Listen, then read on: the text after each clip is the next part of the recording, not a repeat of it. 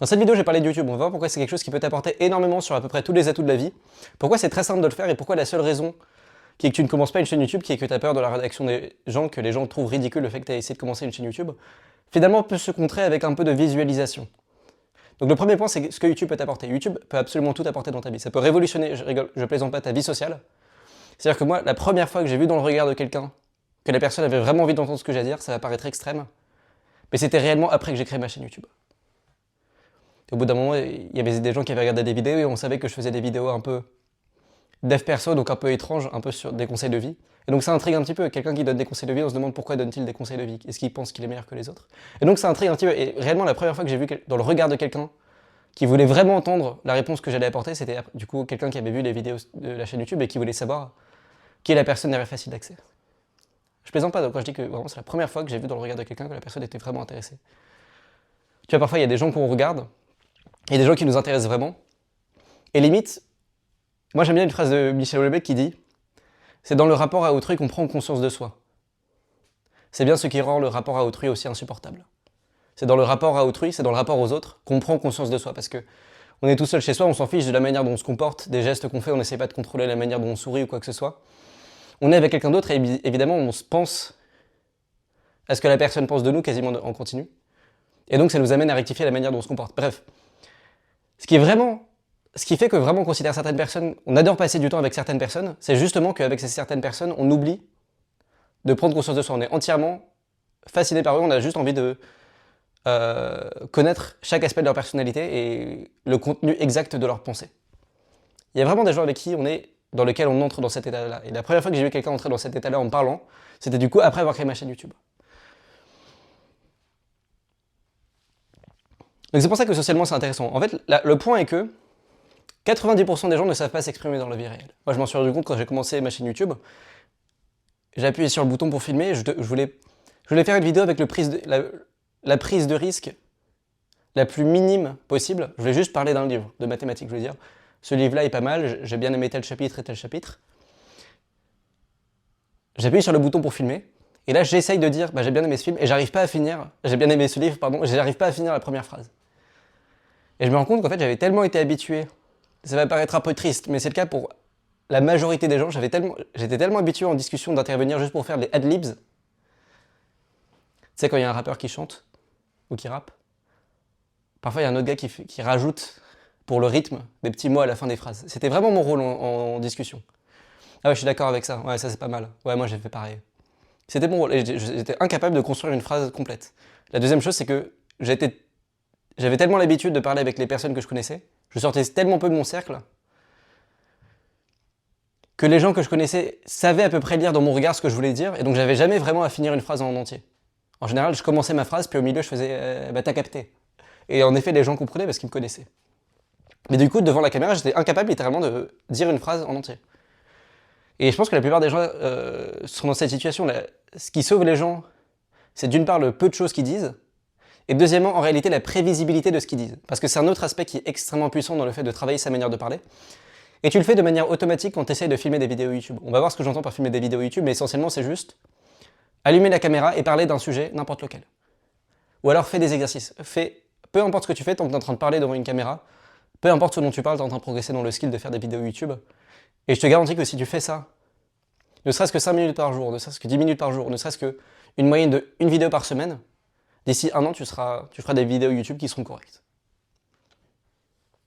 Qui seront au moins regardables, ce qui ne sera pas le cas de tes 50 premières vidéos, par exemple. Voilà, donc l'autre avantage de faire des vidéos YouTube est du coup de travailler ta manière de parler. Parce que naturellement, du coup, quand tu parles devant une caméra, il faut trouver des choses à dire, il faut trouver sa manière de parler. On regarde la vidéo et on se rend compte de tous les tics oraux qu'on avait, dont on se rendait jamais compte. On se rend compte, mais pourquoi j'utilise tellement ce mot? Pourquoi j'utilise tellement cette expression alors qu'elle est visiblement pas adaptée? Pourquoi est-ce que je termine toutes mes phrases par la même chose alors que visiblement c'est pas ça que je veux dire? Et donc on rectifie notre manière de parler. Donc l'avantage de ça, c'est que pour la première fois, et ça va paraître étrange parce que tout le monde a la croyance qu'on est beaucoup plus authentique qu'on ne l'est, mais pour la première fois, tu arriveras à engendrer des idées qui seront un peu différentes des autres, qui seront un peu différentes des idées qui sont acceptées dans ton entourage. C'est-à-dire que pendant la plus longue période de ma vie, mais c'est le cas pour tout le monde, les seules idées que je défendais, c'était les idées qui étaient admises par mon entourage. En gros, j'essayais de faire comme si j'avais inventé une idée que tout le monde avait vue. J'ai essayé de trouver une idée qui était intermédiaire entre... Elle était assez originale pour que ce soit pas une idée complètement inintéressante, mais fallait pas qu'elle soit trop éloignée de ce que les gens connaissaient, parce qu'il fallait pas que les gens essaient de me contredire, parce que j'avais aucun argument, en gros. C'était ça ma stratégie pour tout type d'opinion. Et la raison est très simple, c'est que tu as déjà essayé, en discussion, de défendre une idée qui t'était vraiment propre. Tu discutes avec quelqu'un, moi en particulier, c'était ma grande sœur, qui avait fait des études plutôt littéraires, et donc qui avait plus lu que moi quand j'étais jeune, qui savait plutôt bien parler et qui connaissait plus de termes en politique. Et à chaque fois que j'essayais de défendre les idées qui m'étaient propres, avec mes propres mots, j'avais même pas fini la première phrase que je disais que déjà, c'était la catastrophe et j'avais prononcé 3 mots qui paraissaient absolument horribles et complètement condamnables. Et je pouvais juste arrêter de parler parce que je m'étais mis dans une position, dans un bourbier duquel il était impossible de me sortir parce que j'arrivais pas à m'exprimer. Enfin, surtout dans un sujet aussi inflammable que la politique par exemple, ou que les opinions qui sortent un peu du lot, faut être extrêmement précis avec son langage parce que sinon, la moindre erreur, le moindre dérapage était foutu. Et tu le remarques en fait, quand les gens parlent politique, quelque chose qui déjà devrait paraître assez louche, c'est que d'une part, ils parlent toujours des sujets à la mode,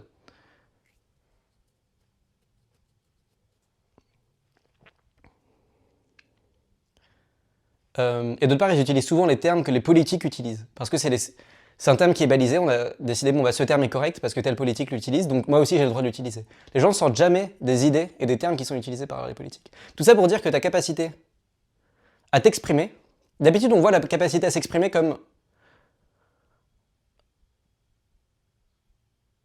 un truc de bonimenteur. On le voit en opposition avec le fait d'avoir des choses à dire.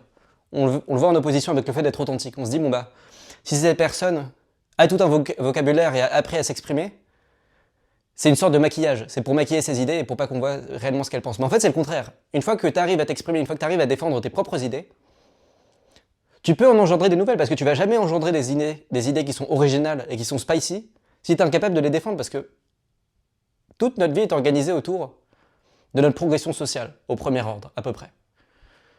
Et donc si tu engendres des idées qui vont te servir à rien, en discussion et du coup à rien dans ta vie, bah tu vas pas y réfléchir beaucoup. Et du coup ça fait que t'es pas intéressant.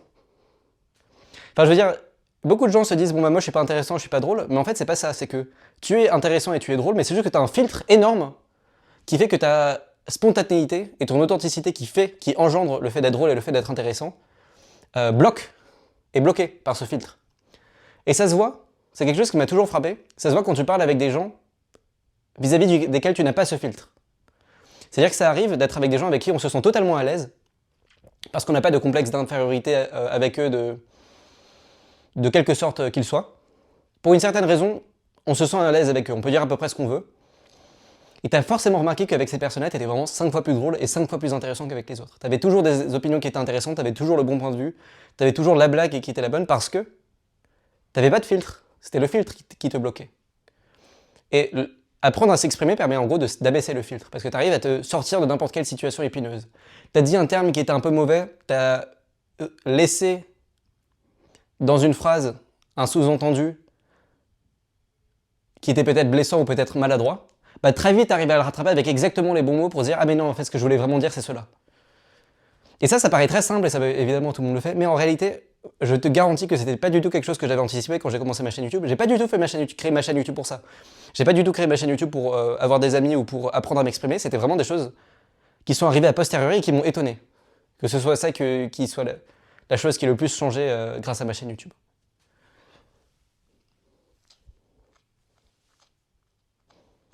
Donc ça paraît être les choses les plus communément répandues, le fait d'être authentique et le fait d'arriver à s'exprimer, mais je te garantis que essaie de filmer toi-même et tu verras, d'une part, à quel point tu pars de bas, mais aussi à quel point tu progresses vite. Vraiment, au bout de 3 mois à faire des vidéos, c'était déjà mieux. Les premières vidéos que je faisais, j'étais incapable de faire une vidéo de plus de 2 minutes 30. Il y avait des blancs de 30 secondes partout.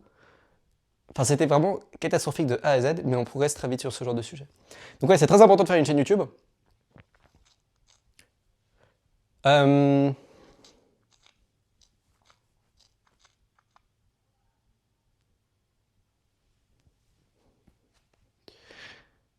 Je dirais que toute personne a besoin d'un certain domaine artistique dans sa vie, un certain domaine où il s'exprime, Et là, les gens vont dire, bon, mais c'est pas grave parce qu'on s'exprime en groupe. Mais en réalité, personne se sent authentique en groupe.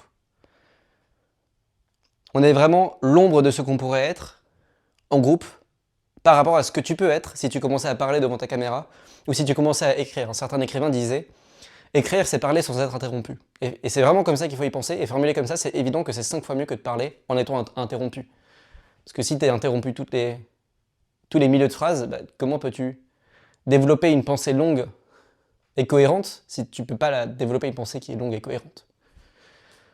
Enfin, voilà, encore une fois, c'est pas quelque chose que j'avais anticipé, mais tu te rends compte à quel point la discussion est faible devant les vidéos YouTube quand tu compares ce que tu as pu communiquer via YouTube. Moi, honnêtement, je considère que je me communique beaucoup plus que les gens qui me regardent sur YouTube me connaissent bien mieux que la grande majorité de mes amis. Parce que tu peux développer des choses plus longues et plus complexes sur une vidéo YouTube. Je me souviens, à un moment, ma famille me disait, on ne te voit jamais, quand est-ce qu'on va te voir, Robin? Et je leur disais, mais vraiment, regardez mes vidéos YouTube parce que c'est là où je me livre le plus. Si vous voulez me connaître, regardez mes vidéos YouTube. Me parlez même pas, en fait. Regardez mes vidéos YouTube et n'essayez même pas de me parler. Je me souviens la première fois que j'avais fait une longue vidéo où je parlais un peu de ma vie. Ensuite, j'étais allé, le même soir, je devais aller dîner avec des amis. Je me suis dit, bah trop bien, je vais pouvoir leur parler de cette vidéo. C'était un thème intéressant et j'avais hâte de connaître leur opinion. Et du coup, j'essaie d'un peu de leur parler de ce dont je parle dans la vidéo. Et à ma grande surprise, je pensais que ça allait être hyper intéressant, que j'allais avoir leur feedback, mais j'arrive pas à développer le point de la vidéo pendant plus de 5 secondes sans être interrompu. Parce que c'est comme ça que ça fonctionne une discussion, c'est extrêmement chaotique. Les gens ne sont pas particulièrement intéressés par les autres. La première chose à laquelle on réfléchit, le critère qui définit si on dit une certaine assertion ou non, c'est pas du tout si on pense qu'elle est vraie ou si on pense qu'elle est intéressante. Et tu le sais très bien si tu es lucide dans ta manière de communiquer. La seule question que tu te poses avant de prononcer une assertion en groupe, c'est que va-t-on penser de moi une fois que les gens auront entendu cette assertion? Quelle image va-t-elle donner de moi? C'est la seule question qu'on se pose quand on est en groupe. Et quand tu commences à faire des vidéos YouTube, tu te rends compte à quel point le fait de communiquer seul devant une caméra est bien plus riche que le fait de communiquer avec des gens. Et c'est un truc dont tu te rendras compte quand tu feras des vidéos sur YouTube. Donc voilà, tout ça pour dire que je pense que toute personne a besoin d'un certain intérêt artistique dans sa vie parce que ce qu'on communique en communication est incroyablement faible. À cela ajouter le fait, j'en ai même pas parlé, mais à cela ajouter le fait que, en fait, tu te bats toujours à peu près avec un même conformisme. C'est-à-dire que l'esprit un peu médiocre de la société est tellement incrusté en tout le monde, mais y compris moi, y compris tous, que quand bien même tu as fait un certain effort pour te détacher un peu de cet esprit toi-même, quand tu parles à quelqu'un, cette personne est attachée de cet esprit-là. Le même esprit un peu conformiste et les mêmes questions qu'on ne remet pas forcément en question. Les mêmes consensus à peu près implicites qu'on a hérités de la société et qu'on n'a pas vraiment remis en question, comme la majorité des consensus implicites qui nous ont été transmis. Mettons que tu discutes avec quelqu'un et qu'au bout de 10 minutes de discussion, tu arrives et que c'est quelqu'un que tu connais depuis 1 an et donc vous en êtes arrivé à certaines conclusions et donc vous êtes un peu sorti, vous avez progressé, vous êtes éloigné un peu du conformisme médiocre des idées communément acceptées. Vous avez arrivé à un peu vous écarter, un peu plus vous orienter vers la vérité. Ben en fait, tu parles avec quelqu'un d'autre et tu dois tout reprendre à zéro. Ce qui montre bien la faiblesse de la conversation.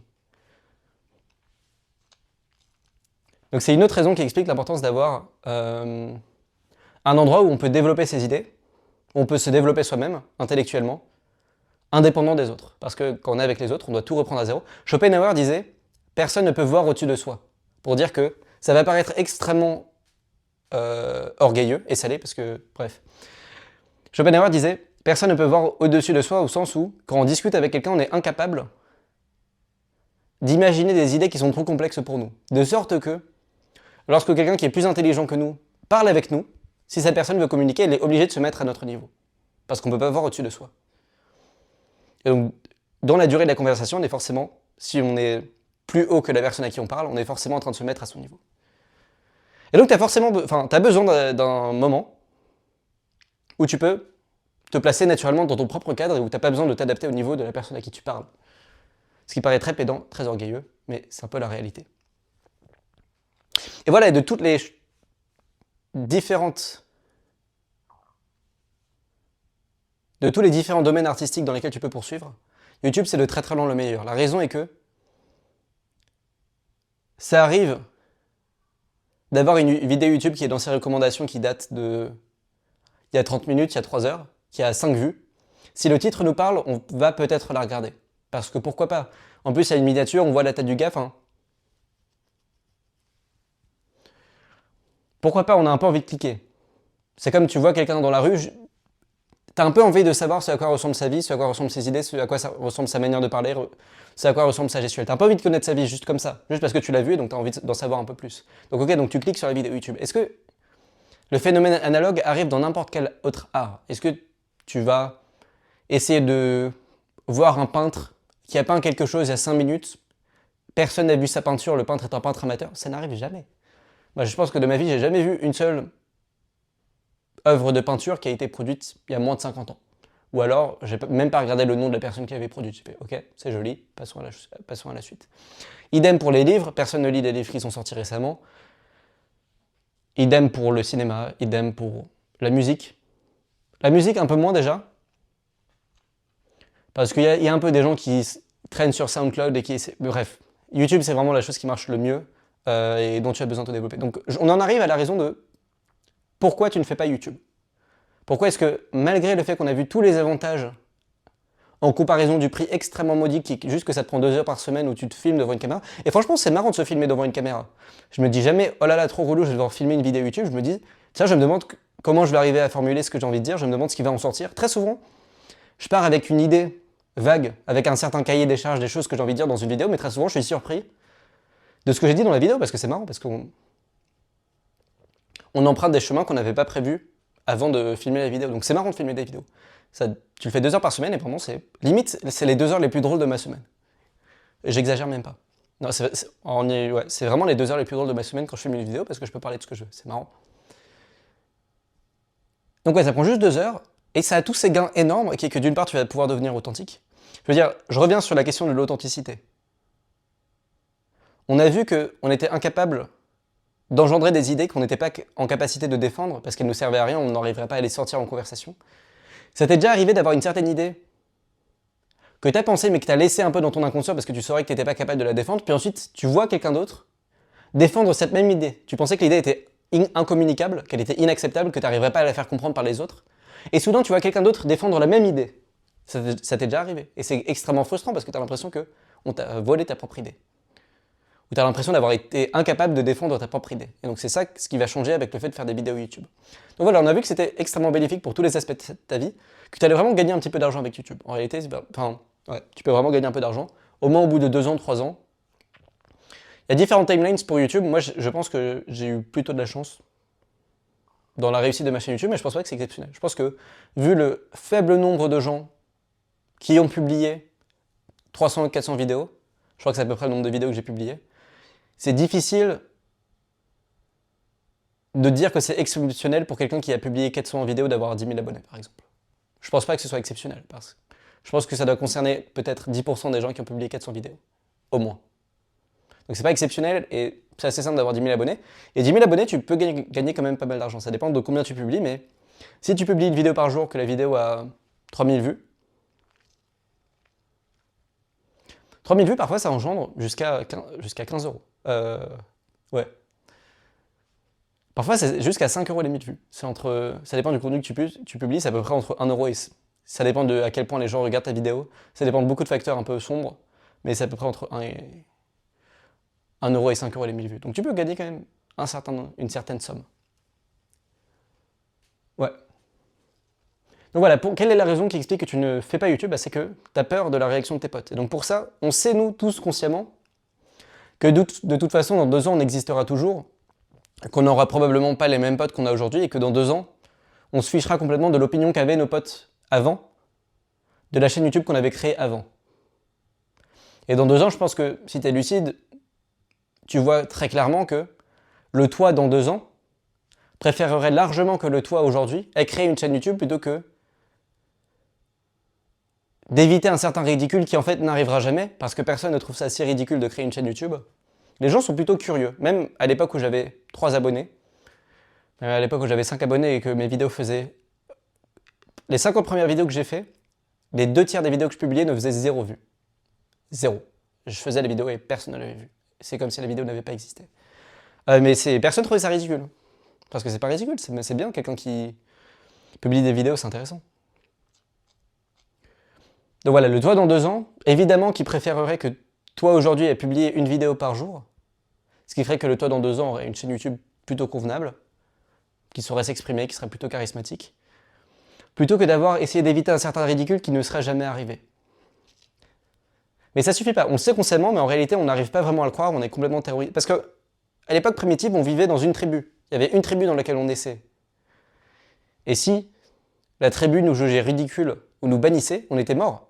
Il n'y avait pas de deuxième tribu comme aujourd'hui. Aujourd'hui, tes potes te trouvent ridicule, c'est pas grave, t'en as 5 autres des tribus derrière. Peut-être juste à attendre un peu, tu vas changer de lycée, tu vas changer de collège, tu vas changer d'environnement, tu vas te rencontrer des nouveaux gens, donc c'est pas grave. On a des tribus à volonté. Ton cerveau primitif ne le sait pas. Donc pour s'en convaincre, je fais quelque chose qui est extrêmement productif et qui est vraiment... J'ai déjà parlé de ça sur cette chaîne YouTube.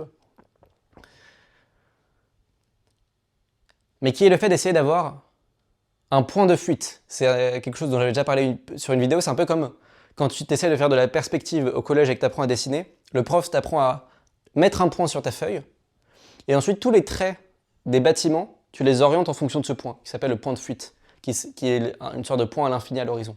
Un peu comme si tu imagines une grande route qui partirait devant toi, les deux droites convergeraient vers un point. Ce point est le point de fuite.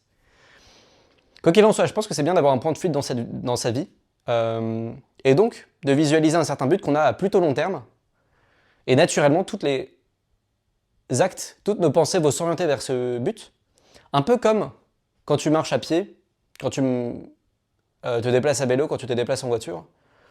Naturellement, tous les membres font en sorte que tu puisses suivre ton regard. Donc tu es en vélo, tu regardes à gauche, tu n'essayes même pas de tourner à gauche et naturellement tu es en train de faire les mouvements parfaitement pour tourner à gauche. C'est un peu la même chose dans la vie. Si on arrive à visualiser avec assez de précision la forme à laquelle on veut ressembler, naturellement tous nos gestes vont s'orienter vers cela. Et on va même, enfin, moi c'est quelque chose même que je fais quand j'ai du mal à dormir, parce que très souvent j'ai du mal à m'endormir parce que je pense à un problème qui est complètement trivial et inintéressant. Je pense à telle vidéo que j'ai vue et qui m'avait frustré, enfin vraiment des trucs stupides, ou alors telle remarque que telle personne a fait au basket et que j'ai pas trouvé très respectueuse. Je pense vraiment à des trucs stupides, je sais qu'ils sont stupides, et parfois du coup je mets 30 minutes, une heure à m'endormir à cause de ces pensées-là. Et ce qui fonctionne, c'est toujours d'essayer de visualiser avec le plus de clarté, le plus de précision possible, le moi de dans 3 ans. Le Robin de 25 ans. Je fais un effort maximal pour essayer de me le représenter. Quelle sera sa coupe de cheveux, quel sera son regard, quelle sera sa manière de parler, quelle sera sa gestuelle, de quoi parlera-t-il, avec qui parlera-t-il. Même, je visualise sa vie dans le moindre détail, ce qu'il mange, comment il s'assoit pour manger, comment il se lève, s'il marche en randonnée, comment il marche, où son regard se pose naturellement. J'essaie de le visualiser avec un maximum de précision.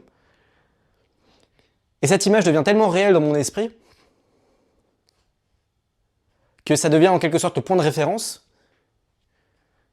Et une fois que le moi de 25 ans, le moi de dans 3 ans, est devenu la référence, évidemment qu'on s'en fiche des problèmes insignifiants du moi d'aujourd'hui. Et donc c'est vraiment une solution pour arriver à dormir. C'est-à-dire que, ouais. Tu te rends compte, les problèmes que j'ai aujourd'hui sont insignifiants en comparaison du moi dans 3 ans, qui se fiche complètement de ce qui a été dit au basket aujourd'hui. Et comme c'est devenu ton point de référence, parce que tu as réussi à te le représenter de la manière la plus précise et la plus fidèle possible, ça fonctionne. Et donc je pense que la même chose peut fonctionner sur YouTube. Si tu te représentes le toi dans 2 ans, dans 3 ans, avec assez de précision, tu feras les actions qui seront nécessaires pour que lui sera fier de toi en fait. Et ça passera par le fait de créer une chaîne YouTube. Enfin, c'est vraiment la chose la plus importante qu'il faut que tu fasses actuellement, c'est vraiment de créer une chaîne YouTube. Parce que ça prend aucun temps, et je te promets que ça va te faire passer un next step dans la vie, et que dans 1 an, quand tu repenseras à cette vidéo, quand tu retomberas dessus, tu diras « Si je l'avais fait il y a 1 an, je serais dans une position tout autre dans ma vie actuellement. » Et tu le sais très bien que dans 1 an, tu penseras ça. Enfin, il faut vraiment que tu le fasses. Et pour le faire, fais cette technique-là de se visualiser à long terme. Les études ont montré que c'était quelque chose qui était extrêmement positivement corrélé avec toute notion de réussite dans la vie, le fait d'arriver à se projeter un peu plus dans le futur. Donc par exemple, si on te montre une photo de toi dans 3 ans, qui a été vieillie artificiellement grâce à l'intelligence artificielle, tu seras plus enclin à réviser pour un examen. Enfin, c'est que des choses comme ça, quoi. Donc fais l'effort d'essayer de te représenter. Et quand tu te représente naturellement ce que tu espères dans tes rêves les plus fous. essaye de te représenter de manière... Enfin, ce que tu veux, quoi. À quel point la personne dans 3 ans que tu te représentes est charismatique, quelles sont ses activités, à quoi ressemble son train de vie, et le genre de personne avec qui elle parle au quotidien. Tu peux tout créer parce que c'est ton imagination. Et je te garantis que tu vas faire les actions qui sont nécessaires pour arriver dans cette direction, exactement comme quand on est à pied et qu'on regarde dans une certaine direction, naturellement nos membres font en sorte qu'on va dans cette direction-là.